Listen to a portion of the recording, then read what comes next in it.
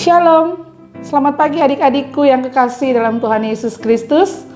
Kita bersuka cita, kita bersyukur karena pagi hari ini kita boleh kembali bersama-sama dalam ibadah hari Minggu, Persekutuan Teruna. Kita bersyukur karena kita boleh merasakan pemeliharaan Tuhan dalam kehidupan kita hingga saat ini. Mari kita sama-sama siapkan hati kita siapkan hati untuk beribadah, memuji membesarkan nama Tuhan. Kita bersaat teduh sebelum kita memulai ibadah kita.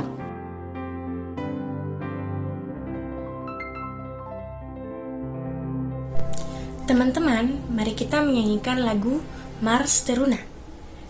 Bersemangat tanpa ragu-ragu, kami teruna GPIB.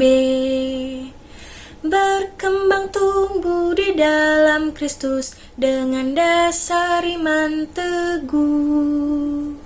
Di kota dan yang ada di desa, teruna satu adanya.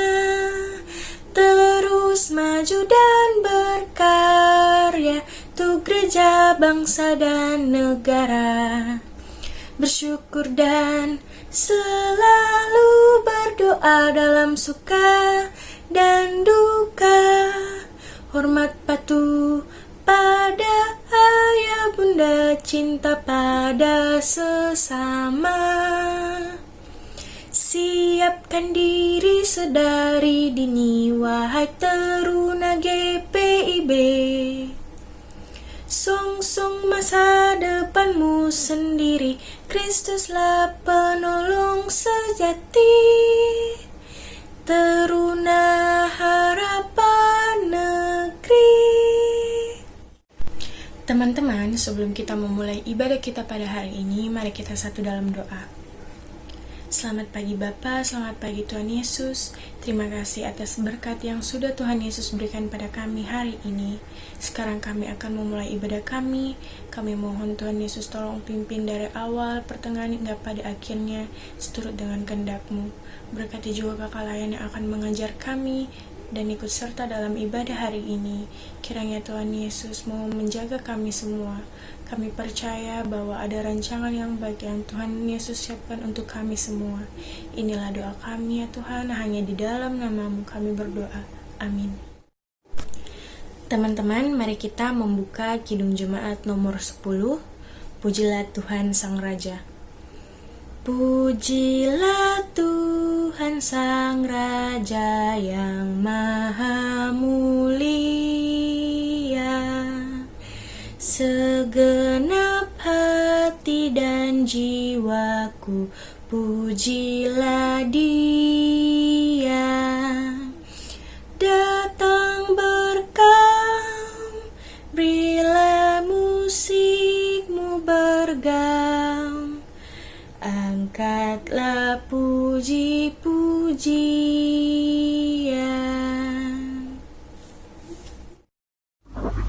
Teman-teman, sebelum kita masuk di dalam pembacaan firman Tuhan ini, mari kita satu di dalam doa. Ya Tuhan, sekarang kami akan membaca firman-Mu, berkati kami Tuhan. Semoga firman-Mu ini dapat berguna di kehidupan kami nanti, seturut dengan kehendak-Mu. Inilah doa kami Tuhan, di dalam nama Tuhan Yesus. Haleluya. Amin. Teman-teman, mari kita membuka Hakim-Hakim 2 ayatnya yang ke-6 sampai dengan 16. Orang Israel menyembah berhala pada zaman Hakim-Hakim. Setelah Yosua melepas bangsa itu pergi, maka pergilah orang Israel itu masing-masing ke milik pusakanya untuk memiliki negeri itu, dan bangsa itu beribadah kepada Tuhan sepanjang zaman Yosua dan sepanjang zaman para tua-tua yang hidup lebih lama daripada Yosua, dan yang telah melihat segenap perbuatan yang besar yang dilakukan Tuhan bagi orang Israel. Dan Yosua bin Nun, hamba Tuhan itu, mati pada umur 110 tahun. Ia dikuburkan di daerah milik pusakanya di Timnat Heres di pegunungan Efraim di sebelah utara Gunung Gaas. Setelah seluruh angkatan itu dikumpulkan kepada nenek moyangnya, bangkitlah sesudah mereka itu angkatan yang lain. yang tidak mengenal Tuhan ataupun perbuatan yang dilakukannya bagi orang Israel. Lalu orang Israel melakukan apa yang jahat di mata Tuhan dan mereka beribadah kepada para Baal. Mereka meninggalkan Tuhan Allah nenek moyang mereka yang telah membawa mereka keluar dari tanah Mesir, lalu mengikuti Allah lain dari antara Allah bangsa-bangsa di sekeliling mereka dan sujud menyembah kepadanya, sehingga mereka menyakiti hati Tuhan. Demikianlah mereka meninggalkan Tuhan dan beribadah kepada Baal dan para Ashtoret. Maka bangkitlah murka Tuhan kepada orang Israel. Ia menyerahkan mereka ke dalam tangan perampok dan menjual mereka kepada musuh di sekeliling mereka, sehingga mereka tidak sanggup lagi menghadapi musuh mereka. Setiap kali mereka maju, tangan Tuhan melawan mereka dan mendatangkan malapetaka kepada mereka sesuai dengan apa yang telah diperingatkan kepada mereka oleh Tuhan dengan sumpah, sehingga mereka sangat terdesak. Maka Tuhan membangkitkan hakim-hakim yang menyelamatkan mereka dari tangan perampok itu. Amin. Sekian pembacaan firman Tuhan. Adik-adik, kita sudah bersama-sama membaca pembacaan kita dari kitab Hakim-Hakim pasal 2 ayat 6 hingga ayatnya yang ke-16. Kitab Hakim-Hakim ini ditulis pada saat umat Israel sudah berada di tanah Kanaan, tanah yang dijanjikan Allah bagi mereka. Dan keberadaan mereka adalah sebelum ada pengangkatan raja bagi Israel. Dan kitab Hakim-Hakim ini bercerita tentang pengalaman perjalanan kehidupan umat Israel. Jatuh bangun mereka dalam ketidaktaatan, dalam dosa, kemudian bertobat, buat dosa lagi, dan bertobat lagi. Begitu seterusnya. Itulah kisah yang disampaikan oleh hakim-hakim. Kalau kita berbicara hakim-hakim, bukan hakim seperti yang ada zaman saat ini. Hakim-hakim adalah orang-orang yang diangkat, yang dipilih untuk menjadi pemimpin atau kepala bagi suku yang ada di Israel. Mereka diangkat untuk membawa umat Israel, untuk memimpin umat Israel menjadi umat yang lebih taat kepada Allah. Nah, adik-adik yang kekasih, mari kita kembali melihat pembacaan kita. Dari pasal 2 ayat 6 sampai 16 ini, kalau kita melihat di situ bercerita tentang dua generasi yang ada dalam perjalanan kehidupan umat Israel di tanah Kanaan. Generasi pertama adalah generasi Yosua dan angkatannya, para tua-tua yang bersama-sama dengan Yosua yang menikmati kehidupan di mana Allah menolong mereka ketika keluar dari Mesir.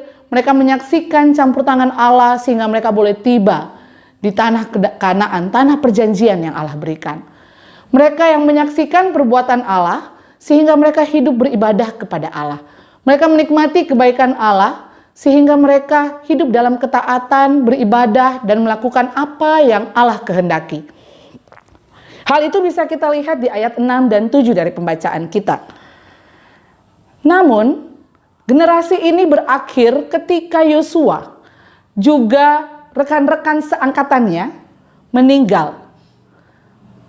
Meninggalnya mereka, muncullah generasi yang baru, generasi kedua. Generasi yang tidak pernah mengetahui tentang perjalanan perjuangan umat Israel untuk bisa ada di tanah perjanjian. Generasi yang tidak menyaksikan perbuatan Allah. Nah, generasi inilah yang lahir sehingga mereka tidak lagi seperti generasi yang pertama. Bukan lagi generasi yang taat kepada Allah, tapi mereka menjadi generasi yang tidak lagi taat kepada Allah. Mereka hidup tidak seturut kehendak Allah, tidak taat, bahkan mereka beribadah kepada Allah-Allah lain, menyembah Allah-Allah lain. Kita boleh lihat di ayat selanjutnya dari pembacaan kita. Mereka hidup dalam dosa. Mereka menyembah Baal dan Asitoret. Baal dan Asitoret itu adalah dewa-dewi yang disembah. Mereka sembah, mereka tidak lagi menyembah Tuhan. Mereka meninggalkan Tuhan, Allah nenek moyang mereka. Mereka melakukan apa yang jahat di mata Tuhan. Nah, adik-adik, ketika mereka hidup dalam ketidaktaatan kepada Tuhan, mereka meninggalkan Tuhan. Mari kita melihat apa yang terjadi, apa akibat yang mereka terima dari ketidaktaatan itu. Kita lihat di ayat 14 hingga ayatnya yang ke-15. Allah menjadi murka. Allah murka kepada umat Israel. Allah menyerahkan mereka kepada perampok. Bahkan Allah yang berperang melawan mereka. Setiap mereka maju berperang, tangan Allah yang melawan mereka. Mereka kalah. Bahkan mereka mendapatkan malapetaka akibat ketidaktaatan mereka kepada Allah. Mereka hidup tidak lagi melakukan apa yang Allah kehendaki. Mereka lebih suka hidup menyembah berhala, menyembah Baal. Tidak lagi menyembah kepada Tuhan.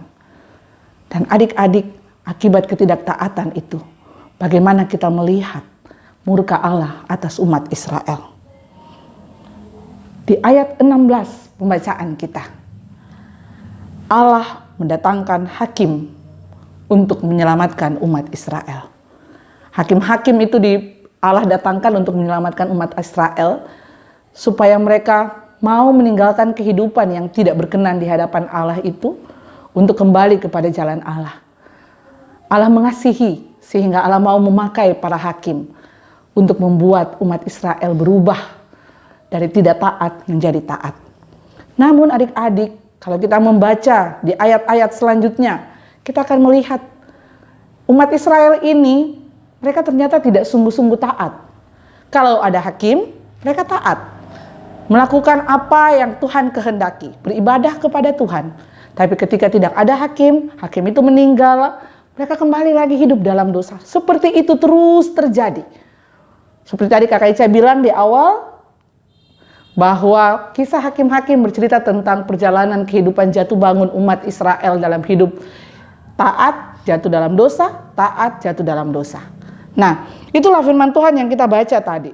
Dari pasal 2, Hakim-Hakim 2 ayat 6 hingga ayatnya yang ke-16. Nah, adik-adik yang kekasih dalam Tuhan Yesus Kristus, dari pembacaan kita ini, apa yang kita mau belajar? Kakak Ica ingin mengajak kita untuk kembali melihat tentang dua generasi yang ada dalam perikop pembacaan kita. Kita mau belajar apa dari generasi yang pertama? Generasi Yosua dan kawan-kawan. Yosua dan rekan-rekan dan para tua-tua yang seangkatan dengan dia. Ketika mereka hidup taat, mereka hidup dalam kebenaran, mereka beribadah kepada Tuhan, mereka hidup selalu bersyukur karena mereka menyaksikan apa yang Tuhan buat dalam kehidupan mereka. Mereka boleh masuk tanah Kanaan, tanah perjanjian yang Allah berikan. Mereka hidup dalam ketaatan sebagai tanda syukur mereka kepada Allah. Sehingga kehidupan mereka pun mendapat berkat dari Allah. Pemeliharaan Tuhan nyata dalam kehidupan mereka. Dan mereka senantiasa hidup dalam syukur itu kepada Allah. Untuk setiap perbuatan yang Allah sudah buat. Kita belajar dari generasi ini. Bersyukur untuk setiap karya Allah dalam kehidupan kita. Generasi yang kedua. Generasi yang hidup tidak taat. Tidak lagi beribadah kepada Tuhan. Apa yang didapat dari ketidaktaatan kepada Allah? Hidup mendapatkan murka Allah. Tidak lagi diberkati. Malah petaka yang mereka dapatkan. Dari dua generasi ini kita belajar.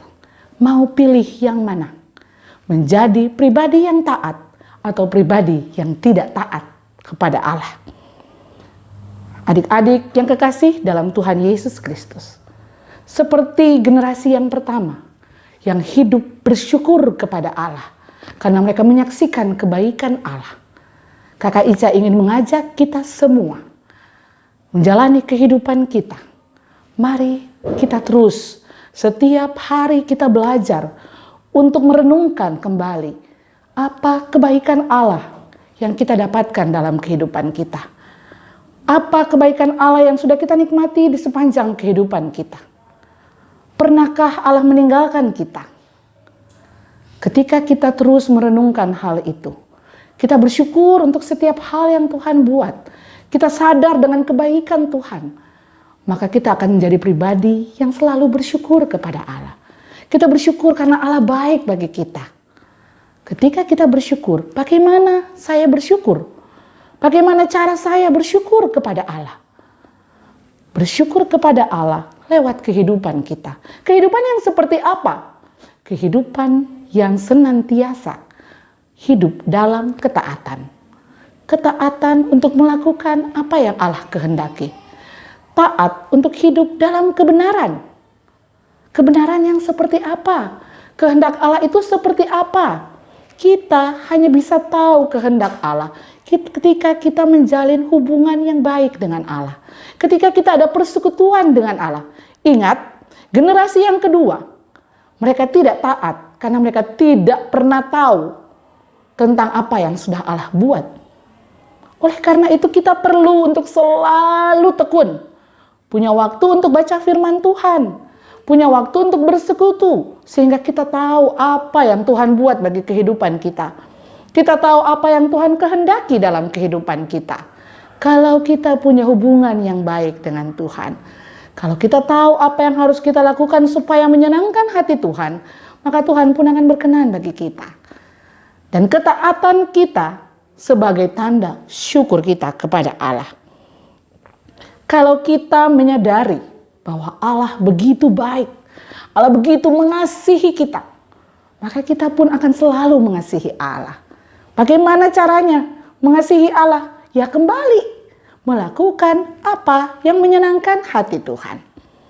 Nah, adik-adik yang kekasih dalam Tuhan Yesus Kristus, saat ini kita bukan hanya kita yang ada di kota Makassar, bukan yang hanya ada di Indonesia, tetapi menjadi pergumulan dunia saat ini. Kita ada dalam kondisi yang tidak menyenangkan. Mungkin kita boleh bilang ya, tidak menyenangkan. Ya, iya tidak menyenangkan. Kita jadi banyak terhambat melakukan segala sesuatu. Tidak leluasa lagi untuk berjalan-jalan, mau kemana, bahkan sekolah pun sudah tidak bisa pergi sekolah, tinggal di rumah, belajar dari rumah. Karena kondisi pandemi COVID-19 ini. Kondisi ini mungkin bagi kita tidak menyenangkan. Sehingga mungkin kita sulit untuk mau bersyukur dalam kondisi seperti ini. Kenapa? Kita mau ibadah saja nggak bisa ke gereja. Kita mau ibadah harus dari rumah. Masa kita mau bersyukur dalam kondisi seperti itu? Nah, adik-adik, Kakak Ica ingin mengajak kita bersama-sama. Di tengah kondisi sulit seperti saat ini, di tengah pandemi COVID-19 ini, mari kita mencari apa yang bisa membuat kita bersyukur dengan kondisi ini. Kita sulit, semua menjadi lebih sulit di tengah pandemi ini. Tetapi jangan kita putus asa di tengah kondisi ini. Mari kita kembali melihat apa yang Tuhan sudah buat di sepanjang kehidupan kita. Kita boleh tetap bersyukur, sekalipun kita tidak bisa beribadah di gereja. Kita bersyukur di dalam kondisi pandemi ini, dunia komunikasi sudah semakin maju. Sehingga kita bisa tetap beribadah. Walaupun hanya online, lewat online kita nggak bisa bertemu. Kita bersyukur, Tuhan izinkan pandemi di tengah kondisi yang sudah semakin maju seperti ini. Bagaimana kalau masih zaman dulu yang belum ada handphone, belum ada internet, terus terjadi kondisi seperti ini, kita nggak bisa beribadah. Tetapi puji Tuhan, ini yang harus kita syukuri. Sekalipun kita tidak bisa berkumpul bersama-sama, Tuhan Yesus menolong kita. Allah menolong kita, menyediakan fasilitas sehingga kita tetap dapat beribadah.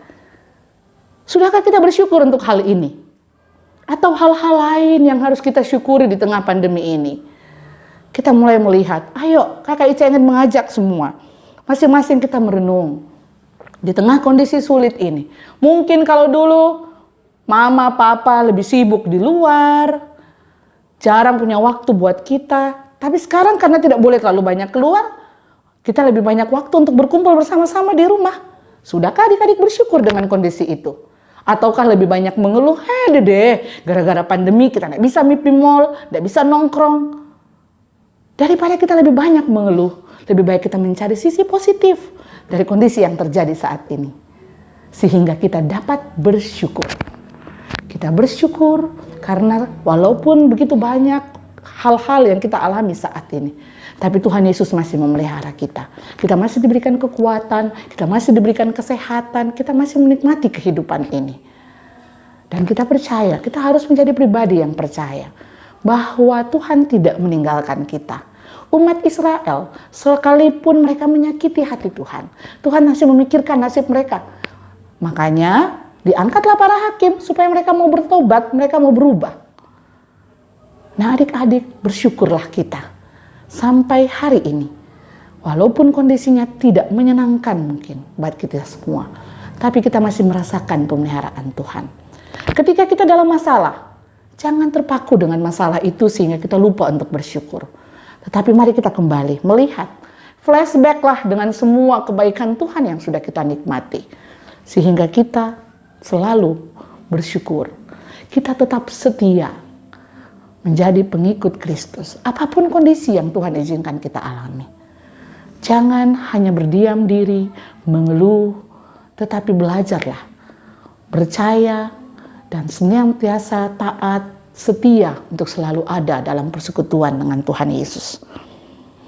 Adik-adikku yang kekasih, Allah mengasihi umat Israel. Sekalipun mereka dalam ketidaktaatan, Allah tetap mengasihi mereka. Percaya, Allah memilih umat Israel. Dan kita pun, kakak Ica dan adik-adik, kita pun adalah umat pilihan Allah. Allah pun mengasihi kita. Dan Ia tidak pernah meninggalkan kita. Untuk itu, marilah kita juga menjadi pribadi yang setia kepada Allah. Membangun persekutuan yang indah bersama Allah. Jangan lupa, siapkan waktu untuk setiap hari membaca firman Tuhan. Dengan membaca firman Tuhan, kita tahu apa yang Allah kehendaki bagi kita. Biarlah firman Tuhan ini yang akan menuntun kehidupan adik-adik untuk menjalani hari lepas hari, menjalani kehidupan yang berkenan bagi Tuhan. Hidup yang penuh dengan ungkapan syukur, ketaatan, kesetiaan sebagai bentuk ungkapan syukur kita kepada Tuhan. Amin. Adik-adikku yang kekasih, kini kita akan bersama-sama masuk dalam doa syafaat. Kita berdoa. Bapa yang maha baik, kami bersyukur, terima kasih kami boleh membaca dan merenungkan firman Tuhan. Biarlah dengan pertolongan kuasa Roh Kudus-Mu kami dapat melakukan firman ini dalam kehidupan kami, sehingga kami menjadi pribadi yang senantiasa menyenangkan hati Tuhan. Saat ini kami datang kepadamu, hamba berdoa menyerahkan adik-adik klien kami, adik-adik teruna kami. Kami menyerahkan adik-adik kami dalam kehidupan mereka hari lepas hari. Kami menyerahkan adik-adik kami dalam setiap hal yang mereka jalani dalam kehidupan mereka bersama orang tua dan keluarga yang mereka miliki. Kami menyerahkan adik-adik dalam bangku pendidikan mereka. Kami bersyukur, terima kasih untuk adik-adik yang boleh menyelesaikan tahun ajaran sepanjang 1 tahun. Dan terima kasih untuk adik-adik yang boleh berhasil menyelesaikan pendidikannya dan akan melanjutkan ke kelas yang lebih tinggi atau ke tingkat yang lebih tinggi. Kiranya Tuhan Yesus tetap memberkati adik-adik kami ini, biarlah mereka boleh berhasil dalam pendidikan yang mereka jalani. Dan kami pun tetap berdoa bagi adik-adik kami di masa liburan.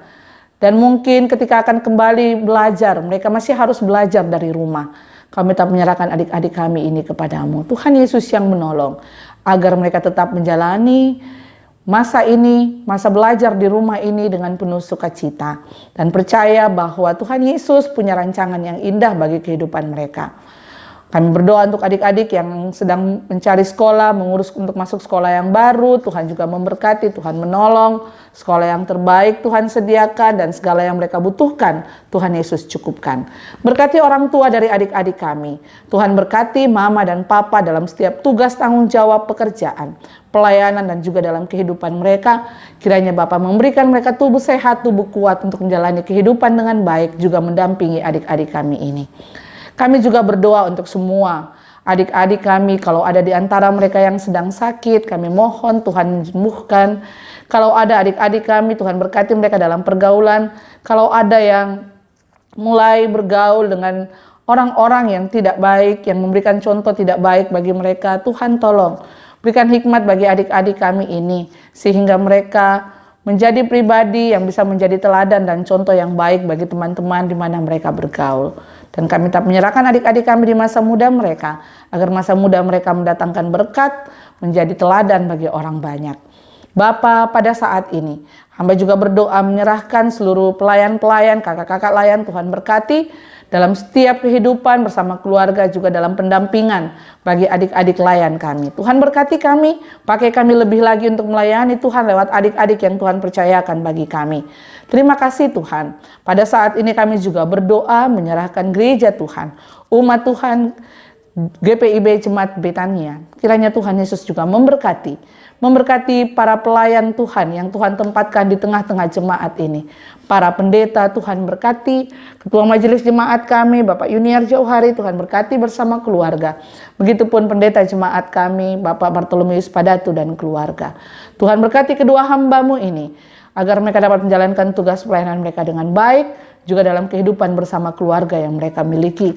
Bahkan seluruh pendeta yang turut membantu pelayanan di tengah-tengah jemaat, Tuhan juga memberkati dalam kehidupan pelayanan dalam segala yang mereka jalani. Kami juga berdoa Tuhan Yesus untuk kondisi di tengah-tengah jemaat ini. Kami tetap menyerahkan untuk semua pelayanan yang sedang berjalan. Walaupun dalam bentuk online, kami tetap mohon Tuhan yang menolong. Tuhan memberkati sehingga apapun kondisi ini kami tetap dapat melaksanakan tugas pelayanan kami dengan baik. Dan biarlah ada fasilitas Tuhan menolong supaya dapat dimanfaatkan dengan baik. Jadi walaupun dalam kondisi terbatas, kami tetap firman Tuhan dapat tetap disampaikan dan biarlah umat Tuhan tetap dapat dikuatkan. Kami berdoa bagi jemaat-Mu dalam setiap pergumulan. Kami tetap minta Tuhan yang menolong dalam duka cita, dalam sakit penyakit, dalam hari tua, dalam segala hal yang mereka jalani. Tuhan berkati. Kami juga berdoa untuk rencana untuk masuki new normal dan rencana untuk kembali beribadah di rumah-Mu yang kudus. Kami tetap menyerahkan semuanya itu kepadamu, biarlah Tuhan yang mengatur hingga pada waktu yang Tuhan tentukan semua berjalan dengan baik. Kami juga berdoa untuk bangsa dan negara kami. Berkatilah pemerintah kami dari pusat hingga kepada pelosok-pelosok daerah. Secara khusus pemerintah yang ada di kota Makassar. Tuhan tolong, Tuhan berkati. Hikmat Tuhan berikan bagi mereka untuk dapat memimpin, jalankan tugas mereka dengan baik. Secara khusus di tengah kondisi pandemi COVID-19 ini. Biarlah hikmat Tuhan yang menolong mereka untuk membuat keputusan dan kebijakan yang terbaik untuk memutus rantai penularan COVID-19 ini. Kami mohon belas kasihan Tuhan. Pulihkanlah Makassar, pulihkan Indonesia, bahkan pulihkanlah kehidupan seisi dunia ini. Kami percaya Tuhan Yesus Engkau punya kuasa, Engkau mampu menyelesaikan pandemi ini. Untuk itu kami serahkan semuanya kepadamu. Dan ajar kami untuk menanti waktu Tuhan. Dan belajar melihat apa kehendak Tuhan dengan semua yang kami alami saat ini. Kami rindu untuk kembali dalam kehidupan normal. Namun biarlah semua jadi atas kehendak Tuhan. Terima kasih Tuhan Yesus. Kami juga berdoa untuk para medis. Tuhan juga memberkati mereka. Tuhan menolong supaya mereka juga dapat menjalankan tugas mereka dengan baik. Tuhan juga memberikan mereka kondisi kesehatan, imun yang baik. Sehingga mereka menolong orang lain, tapi mereka pun dalam keadaan yang aman, mereka tidak terpapar dengan virus ini. Terima kasih Tuhan Yesus. Kami berdoa menyerahkan kehidupan kami di tengah-tengah kota Makassar ini. Biarlah kondisi yang aman, kondisi yang baik boleh tetap kami nikmati dalam perjalanan kehidupan ini. Terima kasih ya Bapa, terima kasih Tuhan Yesus. Kami menyerahkan kehidupan kami. Biarlah Tuhan Engkau menuntun kami menjalani kehidupan ini hari lepas hari dengan baik. Inilah doa kami Bapa. Ini mohon hati kami. Dengarkan dan sempurnakanlah doa kami yang kami bawa di dalam nama Tuhan Yesus yang telah mengajar kami berdoa bersama. Bapa kami yang di surga, dikuduskanlah nama-Mu. Datanglah kerajaan-Mu. Jadilah kehendak-Mu di bumi seperti di surga. Berikanlah kami pada hari ini makanan kami yang secukupnya. Dan ampunilah kami akan kesalahan kami, seperti kami mengampuni orang yang bersalah kepada kami. Dan janganlah membawa kami ke dalam pencobaan, tetapi lepaskanlah kami daripada yang jahat. Karena Engkaulah yang mempunyai kerajaan dan kuasa dan kemuliaan sampai selama-lamanya. Amin.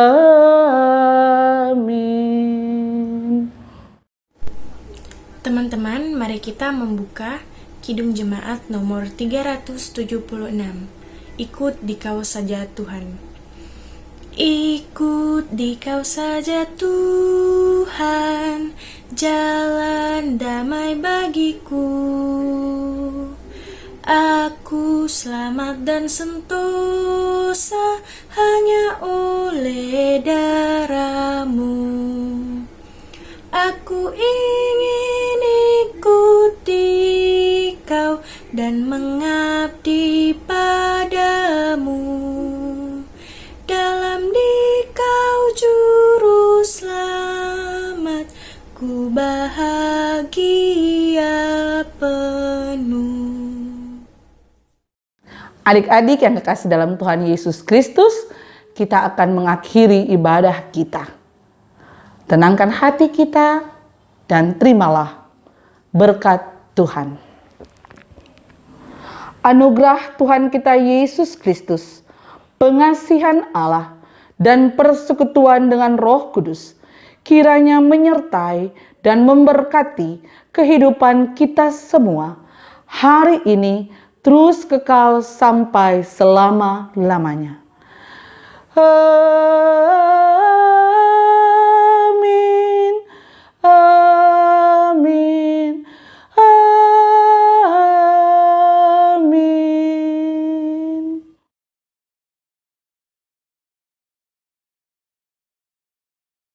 Ibadah kita telah selesai.